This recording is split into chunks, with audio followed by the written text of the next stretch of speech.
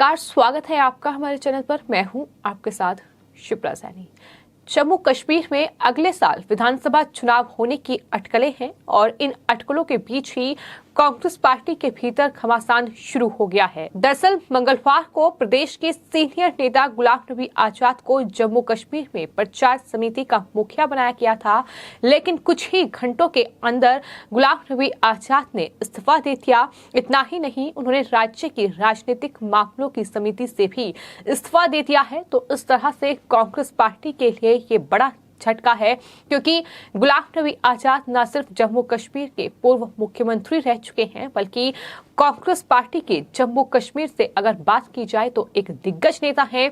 और गुलाम नबी आजाद ने ऐसे समय में कांग्रेस को बड़ा झटका दिया है, जब कांग्रेस पार्टी जम्मू कश्मीर में खुद को पुनः स्थापित करने की कोशिश कर रही है। क्योंकि जम्मू कश्मीर से आर्टिकल 370 खत्म होने के बाद जो परिसीमन की प्रक्रिया शुरू हुई वो लगभग अब खत्म हो चुकी है और अब वोटर लिस्ट का इंतजार बाकी है।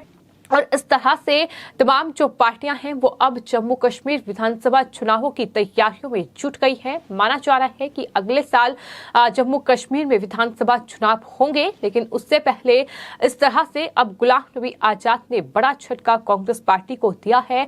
हालांकि कांग्रेस पार्टी के सूत्रों के मुताबिक गुलाम नबी आजाद ने अपनी इस नियुक्ति को डिमोशन के तौर पर देखा था। उन्हें कश्मीर में प्रचार समिति का मुखिया बनाया गया था, लेकिन गुलाम नबी आजाद को लगता है कि ये उनका डिमोशन है, जिसकी वजह ये है कि वो पहले ही अखिल भारतीय राजनीतिक समिति के सदस्य हैं और इसके अलावा वो पूर्व सीएम भी हैं और केंद्रीय मंत्री समेत कई अहम पद जो हैं वो उनके पास रह चुके हैं। गुलाम नबी आजाद के अलावा उनके कई समर्थकों ने भी इस्तीफे दे दिए हैं। ये भी बड़ी जानकारी निकलकर सामने आ रही है। तो एक तरफ गुलाम नबी आजाद ने कश्मीर में प्रचार समिति का मुखिया जो उन्हें बनाया गया था उस पद से कुछ ही घंटों के भीतर इस्तीफा दे दिया, तो दूसरी तरफ उन्होंने उपराष्ट्रपति जगदीप धनखड़ से भी मुलाकात की है और इस मुलाकात के बाद अब कयासों के दौर शुरू हो गए हैं। लगातार ये कयास लगने शुरू हो गए हैं कि आखिर गुलाम नबी आजाद क्या कदम उठाएंगे, क्योंकि ये नहीं भूलना चाहिए कि गुलाम नबी आजाद कांग्रेस के उन नेताओं में शामिल हैं जिन्होंने कांग्रेस संगठन में बदलाव की मांग की थी, कांग्रेस के नेतृत्व पर सवाल उठाए थे और जाहिर तौर पर कांग्रेस पार्टी जिस तरह से काम कर रही है उसको लेकर वो नाराजगी जाहिर कर चुके हैं। गुलाम नबी आजाद उन G23 नेताओं में शामिल रहे हैं जिन्होंने सोनिया गांधी को 2 साल पहले लेटर लिखा था और संगठन में बड़े बदलावों की मांग की थी।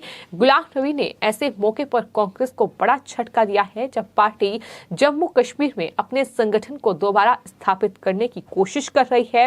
दरअसल ये भी बता दें कि पिछले महीने ही जो जम्मू कश्मीर के कांग्रेस के प्रदेश अध्यक्ष हैं गुलाम अहमद मीर, उन्होंने इस्तीफा दे दिया था, जिसकी जगह पर विकार रसूल वानी को ये जिम्मा कांग्रेस पार्टी ने थमा दिया था। यानी विकार रसूल वानी जो है वो अब जम्मू कश्मीर में कांग्रेस पार्टी के प्रदेश अध्यक्ष हैं। इसके साथ ही सोनिया गांधी ने जम्मू कश्मीर में पार्टी की campaign committee, political affairs committee, coordination committee, घोषणा पत्र समिति और प्रचार समिति का गठन भी कर दिया है।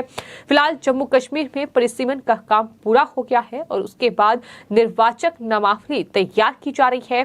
तो इस तरीके से तैयारियां जो है चुनावों की शुरू हो गई हैं, लेकिन इस तरह से अब गुलाम नबी आजाद ने कांग्रेस पार्टी को मुश्किल में डाल दिया है, क्योंकि वो नाराज इस बात से हैं क्योंकि वो जम्मू कश्मीर के पूर्व मुख्यमंत्री रह चुके हैं, कई मंत्री पद पर वो रह चुके हैं। इसके अलावा अखिल भारतीय राजनीतिक समिति के सदस्य भी रह चुके हैं और ऐसे में उन्हें कश्मीर में प्रचार समिति का मुखिया बनाना ये उनका प्रमोशन नहीं डिमोशन है। इसी के चलते उन्होंने इस्तीफा दिया है इस पद से।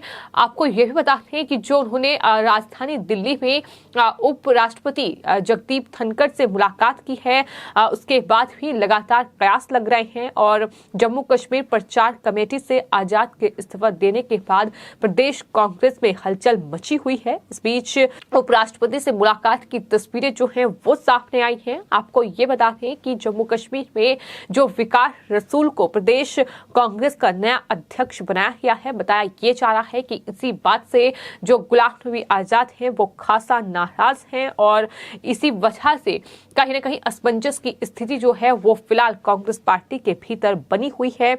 कई और नेता नाराज हैं जिस तरह से विकार रसूल को पार्टी प्रदेश अध्यक्ष बनाया गया है। उनके विरोध में खुले तौर पर कई लोग सामने आ चुके हैं। कई वरिष्ठ नेता अंदर ही अंदर नाराजगी जता चुके हैं। साथ में कमेटियों के गठन पर भी सवाल खड़े किए जा रहे हैं। तो इस तरह की तस्वीर फिलहाल जम्मू कश्मीर में कांग्रेस पार्टी के भीतर देखने को मिल रही है। कांग्रेस के लिए कहीं ना कहीं जो चुनावी राह है वो हर रोज मुश्किल होती जा रही है, क्योंकि कांग्रेस पार्टी के तमाम जो दिग्गज लीडर हैं वो कहीं ना कहीं एक एक कर कांग्रेस पार्टी छोड़ रहे हैं और यही वजह है कि कांग्रेस लगातार मुश्किल में फंसती जा रही है। जम्मू कश्मीर जहां कांग्रेस को पुनर्गठन की जरूरत है, लेकिन वहीं से गुलाम नबी आजाद जो कि जम्मू कश्मीर के एक बड़े नेता हैं वो इस तरह से अब कांग्रेस पार्टी से नाराज हैं। लेकिन सवाल यही है कि आखिर इस्तीफे के बाद उपराष्ट्रपति जगदीप धनखड़ से मुलाकात और इस मुलाकात के मायने क्या हैं? क्या कोई और राह गुलाम नबी आजाद तलाश रहे हैं? क्या किसी और पार्टी का रुख गुलाम नबी आजाद चुनाव आने तक करेंगे? ये देखना दिलचस्प होगा। हालांकि जम्मू कश्मीर को लेकर चुनाव आयोग की तरफ से एक बड़ी घोषणा की गई है। दरअसल ये कहा गया है कि जो प्रवासी वहां रह रहे हैं, जो मजदूर, जो छात्र वहां पढ़ाई कर रहे हैं, तो सेना के जवान जिनकी तैनाती जम्मू कश्मीर में है वो वहां वोट दे पाएंगे। ये बड़ी घोषणा उनकी तरफ से की गई है, जिसके बाद जम्मू कश्मीर की सियासत गरमाई हुई है। लेकिन अभी तक गुलाम नबी आजाद का इस पर कोई बयान सामने नहीं आया है। तो ऐसे में सवाल बना हुआ है कि गुलाम नबी आजाद का रुख क्या होगा। पार्टी के बेहद दिग्गज लीडर, जम्मू कश्मीर के पूर्व मुख्यमंत्री और जाहिर तौर पर जम्मू कश्मीर को बखूबी तरीके से जानते हैं प्रधानमंत्री नरेंद्र मोदी भी कई बार विपक्ष के नेता हैं गुलाम नबी आजाद, लेकिन उनकी तारीफ कर चुके हैं। तो इस बीच सबसे बड़ा सवाल यही है कि अगर कांग्रेस से नाराजगी है और कांग्रेस गुलाम नबी आजाद की नाराजगी को दूर नहीं करेगी तो आखिर गुलाम नबी आजाद अगला कदम क्या उठाएंगे, इस पर सबकी निगाहें टिकी हुई है। फिलहाल आपकी इस पूरे मामले पर क्या राय है हमें कमेंट बॉक्स में जरूर लिखें और चैनल को सब्सक्राइब करें। धन्यवाद।